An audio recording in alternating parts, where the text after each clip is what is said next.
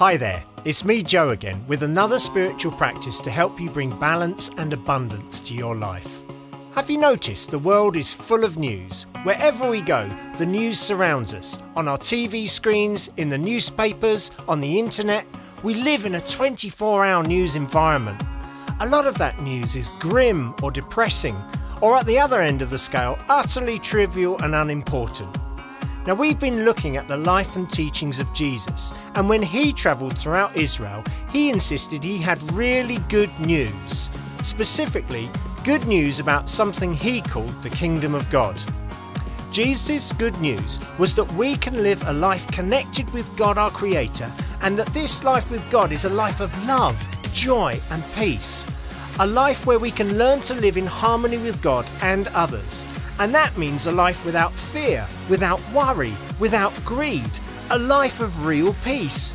Now that really is good news, isn't it? So here's the thing. Things. This week I've got two things for you to try to do with this great news. Firstly, read some of the teachings of Jesus in the Bible. You can find them in the books of Matthew, Mark, Luke or John. Then try memorising a verse like this one.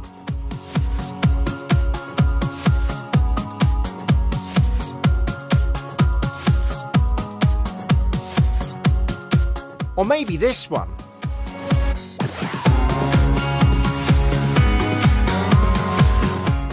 Or just pick your own. Write it out every day for 5 days and put it somewhere you will see it regularly. Having done that, here's thing number 2. Start talking about this with your friends. Tell them what you've been doing and learning as you've engaged with these practices. Now don't get all preachy about it. Just learn to speak about your spiritual journey in a simple, humble, conversational way. Remember never to judge others and to listen to their stories too. When you do this in a genuine way, you may be surprised just how interested people are. When you've done this, ask yourself, what did I learn about God and what did I learn about myself? For me, this kind of exercise connects me with a tradition that is focused around learning from the Bible and sharing our own story of good news. It's not about trying to convert people to your way of thinking.